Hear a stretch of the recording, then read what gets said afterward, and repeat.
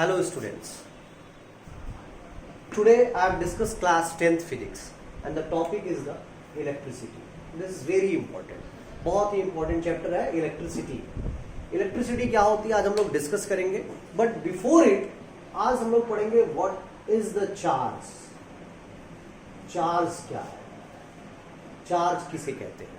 देखो बचपन में सभी लोग अपने लाइफ में जीवन में सब लोग क्या करते थे, पेन लेकर के बालों से ऐसे रब करके और हम छोटे छोटे कागज के टुकड़े उठाते थे. तो क्या देखते थे कि कागज के जो छोटे छोटे टुकड़े हैं वो उस पेन में आके लग जाते थे, पेन में आके चिपक जाता था कागज का टुकड़ा. ऑब्जर्व क्या हुआ, आखिर उस पेन ने क्यों उस कागज के टुकड़े को अपनी तरफ अट्रैक्ट कर लिया, क्यों खींच लिया. तो कोई ना कोई एक ऐसा था जो उसको खींचने पे मजबूर किया, यानी कोई ऐसा फोर्स था जिसने उसको मजबूर किया. And that force is known as the electrostatic force. Static क्यों कहते हैं हम लोग आगे डिस्कस करेंगे, रुके होने के कारण. तो उसी फोर्स को इलेक्ट्रोस्टैटिक फोर्स कहेंगे. That is the electrostatic force. ये फोर्स लगा क्यों, तो कुछ ना कुछ इसमें था, कुछ ना कुछ इसमें था जो अकड़ किया, जो खींचा, और जो उसमें था दैट इज द चार्ज. वही चार्ज था, उसी को क्या बोलेंगे, चार्ज. चार्ज क्यों लगा, इलेक्ट्रोस्टैटिक फोर्स के कारण. आप क्लास 9th में पढ़ चुके होंगे ग्रेविटेशनल फोर्स, फार्मूला पढ़े होंगे F is equal to G m1 m2 by r square. याद आ रहा होगा, ये ग्रेविटेशनल फोर्स का फार्मूला पढ़े थे क्लास 9th में. सेम उसी तरह से इलेक्ट्रोस्टैटिक फोर्स है. यहां पर दो मास के बीच लगता था. मैंने आपको बताया था जो मास है एज कंपेरेबल ज्यादा होना चाहिए एक दूसरे से. जैसे एक अर्थ है और एक हमारा मास है, तब दोनों मास अगर एक जैसे हैं तो फिर नहीं पता चलेगा. एग्जांपल भी याद करिए, मैंने दिया था कि क्या कारण है कि न्यूटन का जो ग्रेविटेशनल लॉ है वो क्लास अगर हम छोड़ के जब घर जाते हैं तो बेंच जहां है वहीं पड़ा होता है. बट न्यूटन ने तो कहा था कि every object in the universe attract each other. Universe में जितने भी एवरी टू ऑब्जेक्ट, हर दो ऑब्जेक्ट दूसरे को अट्रैक्ट करते हैं. तो फिर जब बेंच हम छोड़ के चले गए क्लास से तो बेंच, चेयर, टेबल एक दूसरे को क्यों नहीं अट्रैक्ट किए. तो रीजन यही है कि जो मास है वो दोनों का कंपेरेबल बहुत ही कम है और जी की वैल्यू 10 टू द पावर -11 6.67 आपको याद होगा. तो अगर देखा जाए तो बहुत कम फोर्स होता है, नेग्लिजिबल फोर्स के बराबर होता है, इसलिए हम इसे नेग्लेक्ट कर देते थे, इसलिए वो एक दूसरे से अट्रैक्ट नहीं हो पाता था. खैर ये बात आज इस पर डिस्कस नहीं है. तो इलेक्ट्रोस्टैटिक फोर्स समझ में आया, चार्ज समझ में आया. चार्ज आप ऐसे पढ़ भी चुके होंगे थोड़ा बहुत 9th की केमिस्ट्री में. अच्छा, दो चीजें और मैं डिस्कस करूं. आप लोग पढ़ते होंगे कि सर चार्ज के तो टाइप, दो टाइप के हमने पढ़ा है, पॉजिटिव चार्ज, नेगेटिव चार्ज. बहुत सारे लोगों ने न्यूट्रल चार्ज भी पढ़ा होगा, न्यूट्रल चार्ज भी पढ़ा होगा. तो क्या न्यूट्रल चार्ज का मतलब क्या, जीरो चार्ज, चार्ज जीरो है. पॉजिटिव चार्ज का मतलब क्या, नेगेटिव चार्ज का मतलब क्या, ये जानना बहुत जरूरी है. देन आफ्टर हम अपने टॉपिक पे आएंगे कि पॉजिटिव चार्ज क्या है, नेगेटिव चार्ज है क्या, न्यूट्रल चार्ज है क्या. ये जानना हमें हमारे लिए बहुत ही ज्यादा जरूरी है. ये सारे चार्ज होते क्या है. तो बिफोर इट हम पॉजिटिव चार्ज पहले जानेंगे कि पॉजिटिव चार्ज क्या है, पॉजिटिव चार्ज किसे कहते हैं. समझना ध्यान से, बहुत ही आसान है. एक ऑब्जेक्ट है, अभी बस ऐसी नॉर्मली बस समझिए, बाद में हम समझाएंगे कंडक्टर्स क्या होता है, इंसुलेटर क्या होता है. सपोज करो कि इस पे 1 2 3 4 5 6 पॉजिटिव चार्ज है और 1 2 3 5 जो है नेगेटिव चार्ज है. 1 2 3 4 5 नेगेटिव चार्ज और 6 पॉजिटिव चार्ज. किसकी संख्या ज्यादा है, प्लस की संख्या ज्यादा है कि माइनस की संख्या ज्यादा है, प्लस की संख्या ज्यादा है कि माइनस की संख्या ज्यादा है. तो ऑब्जर्व दैट 1 2 3 4 5 6 पॉजिटिव चार्ज है और 5 नेगेटिव चार्ज है. तो संख्या किसकी ज्यादा है, इसकी. सो इस पूरे कंडक्टर पे जो चार्ज होगा उसे हम बोलेंगे पॉजिटिवली चार्ज ऑब्जेक्ट. ये पॉजिटिवली चार्ज है क्योंकि पॉजिटिव की संख्या ग्रेटर है, ज्यादा है. अगर ऐसे ही समझ में आ गया होगा आपको नेगेटिव चार्ज क्या होगा.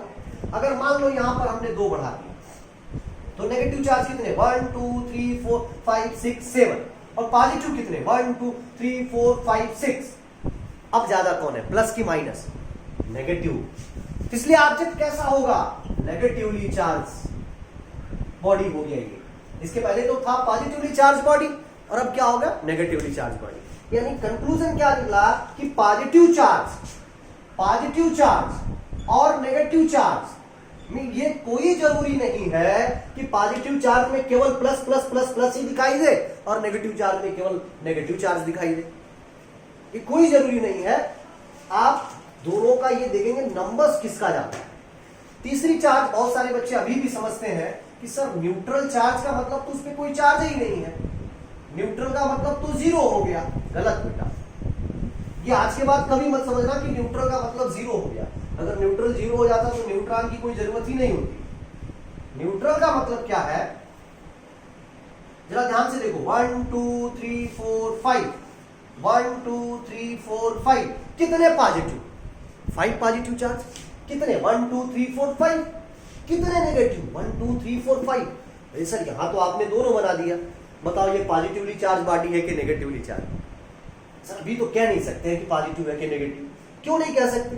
क्योंकि दोनों की जो संख्या है नंबर ऑफ पॉजिटिव चार्ज और नंबर ऑफ नेगेटिव चार्ज दोनों क्या है?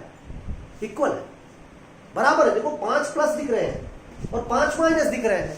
अगर एक माइनस कम होता तो यस सर हाँ ये पॉजिटिवली चार्ज बॉडी है, और यदि एक माइनस ज्यादा होता yes sir this is the negatively charge body है।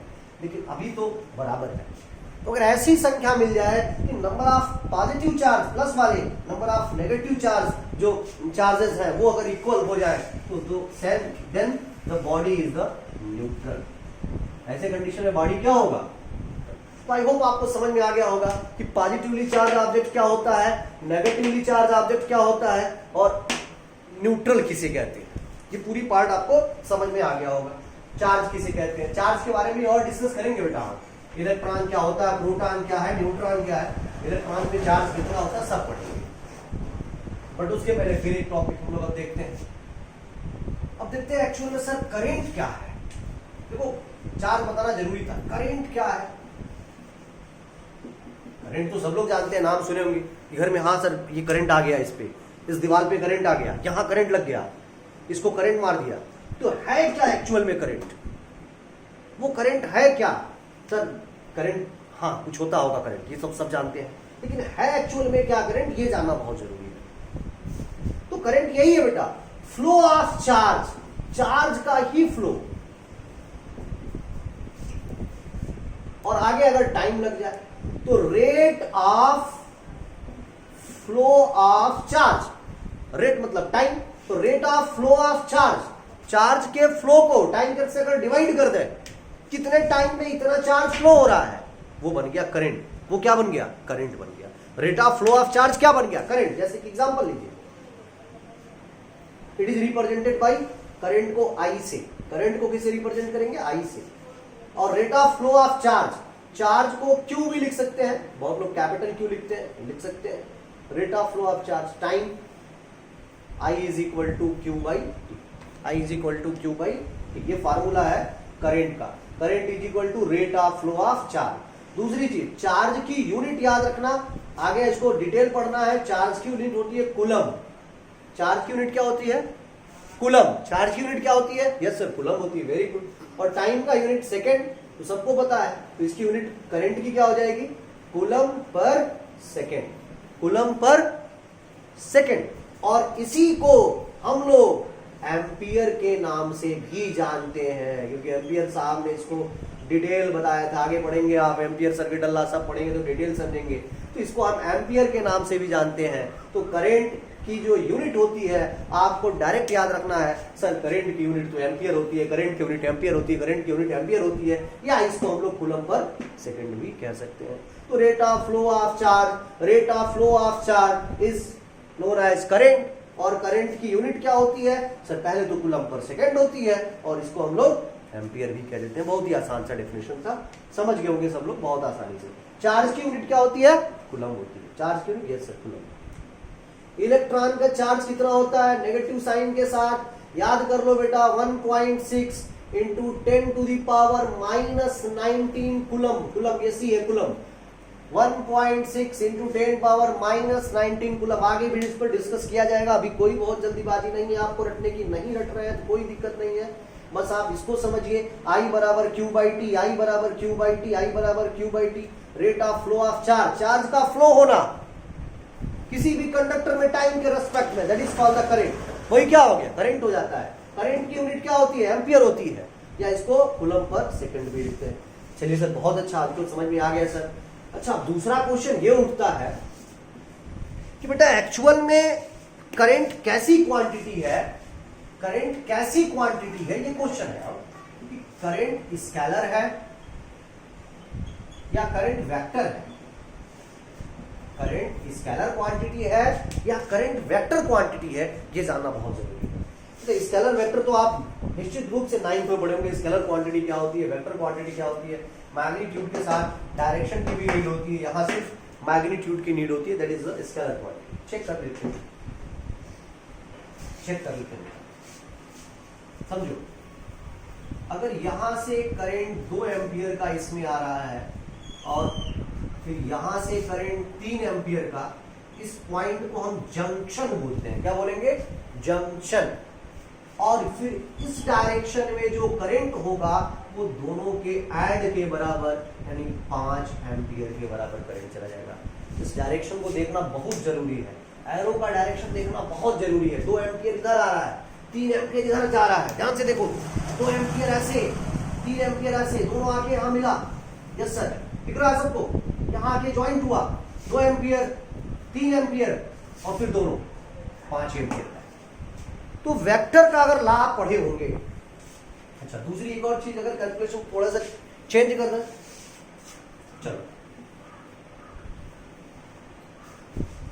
ठीक है, 3 एम्पियर की करंट ऐसे, 3 एम्पियर की करंट ऐसे, लेकिन 2 एम्पियर बाहर निकल गया, 3 एम्पियर तो ऐसे गया लेकिन 2 एम्पियर इधर निकल गया, तो बचा कितना सर, एक बचा, एक बचा, हाँ बिल्कुल बिल्कुल एक बचा, 1 एम्पियर इधर आ गया, ये इधर चला गया 1 एम्पियर, 1 एम्पियर इधर चला गया, इधर चला गया, समझ में आ रहा होगा।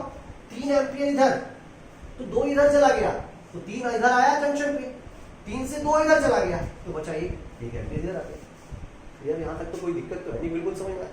कंक्लूजन ये निकला सर इस डायरेक्शन की तो नीड पड़ रही है, अगर डायरेक्शन की नीड पड़ रही है तो तुरंत आप कह देंगे सर ये तो वेक्टर क्वांटिटी है, ये तो वेक्टर क्वांटिटी है। नहीं बेटा ये गलत, ये गलत है, ठीक है। हाँ सर तब तो स्केलर ही है, लेकिन सर डायरेक्शन भी है, कैसे आप स्केलर कह सकते हैं, ये चीज समझो बेटा। अगर आप वेक्टर क्वांटिटी देखे होंगे और सुने होंगे वेक्टर क्वांटिटी के बारे में, तो आप पहले से जानते होंगे कि वेक्टर क्वांटिटी को हम नॉर्मल अलजेब्रिक मेथड से ऐड नहीं कर सकते हैं। ये तो अलजेब्रा ही तो है, 3 2 5 हो गया, 3 - 2 1 हो गया, that is called the algebra. और अलजेब्रा के ला जो है वेक्टर में फॉलो नहीं करता है, अलजेब्रा का ला फॉलो किस में करता है, स्केलर में। हाँ सर ये तो सही है, तो सर ये तो स्केलर भी बता रहा है और डायरेक्शन भी बता रहा है। सर देखिए ऐसे ऐसे डायरेक्शन आप ही तो बता रहे थे कि 3 इधर गया, 2 इधर चला गया, तो इधर बचा 1। सर डायरेक्शन है तभी तो हमें पता चला। हाँ बेटा वेक्टर भी बता रहा है, कुछ कुछ वेक्टर, कुछ कुछ पूरा नहीं, क्योंकि वेक्टर अगर पूरा बताता तो एडिशन गड़बड़ हो जाती। फिर स्केलर भी बता रहा है सर, हाँ स्केलर सिर्फ जोड़ने वाला डायरेक्शन तो बता नहीं रहा, तो स्केलर वेक्टर के थोड़े थोड़े प्रॉपर्टी बता रहा है, लेकिन दोनों नहीं दिख रहा है। इसीलिए बेटा याद रखिएगा करंट इलेक्ट्रिसिटी को एक नई क्वांटिटी के नाम से जाना गया, and that quantity is known as the tensor quantity. कौन सी क्वांटिटी? तो अगर कोई पूछ दे कि करंट कैसी क्वांटिटी है तो क्या बताओगे, क्या बताओगे? Tensor quantity. कैसी क्वांटिटी है? Tensor quantity. आई होप समझ में आया होगा टेंसर क्वांटिटी। एक छोटा सा क्वेश्चन अभी बहुत आराम से समझ में आ जाएगा। चलो 5 एम्पियर का करंट इधर, 7 एम्पियर इधर, चलो बताओ इधर कितना जाएगा? हाँ सर 5 एम्पियर तो इधर आया था, तो 5 एम्पियर इधर आया जंक्शन पे और 7 इधर चला गया। अब जरा सोचिए, देखो 7 इधर चला गया तो इधर कितना होगा? 2 कि -2? 2 एम्पियर? नहीं सर 2 एम्पियर कैसे? कि डायरेक्शन जो है इधर का हो जाएगा, उधर नहीं, उधर जाएगा तो -2, यानी इधर का ये था, यहां से ये 5 और 2 7, ये 7 इधर चला गया। क्लियर हुआ? ये डायरेक्शन इधर, उधर लगा लो तो फिर माइनस। तो करंट की यूनिट क्या होती है? क्या सीखे तुम लोग? करंट की यूनिट सर होती है एम्पियर। चार्ज का यूनिट क्या होता है सर? कूलम होता है चार्ज का यूनिट। चार्ज तो समझ में आ रहा है, पॉजिटिव चार्ज हो गया, नेगेटिव चार्ज हो गया और न्यूट्रल। सर न्यूट्रल का मतलब अब हमको अच्छी तरह समझ में आ गया कि जीरो नहीं होता है। बिल्कुल, बहुत अच्छी बात। और सर करंट कैसी क्वांटिटी है? फिर समझ में आ गया। करंट कैसी क्वांटिटी है? टेंसर क्वांटिटी है। समझ में आ रहा होगा क्यों करंट टेंसर क्वांटिटी? तो आई होप ये पूरी अच्छी तरह से समझे होंगे आप लोग पॉजिटिव, नेगेटिव, न्यूट्रल क्या होता है। इसी पे हमें आगे डिस्कस करना है, इसकी प्रॉपर्टीज पढ़ना है, चार्ज की क्या प्रॉपर्टीज होती है। तो आई होप ये आपको समझ में आया। इसको अच्छे से एक बार रिवाइज करना, नोट्स पे आप लोग अपनी बना लीजिए जल्दी से, जितनी जल्दी नोट्स बनाएंगे फिर आगे के आपको भी वीडियो मिलते रहेंगे। Okay, thank you students.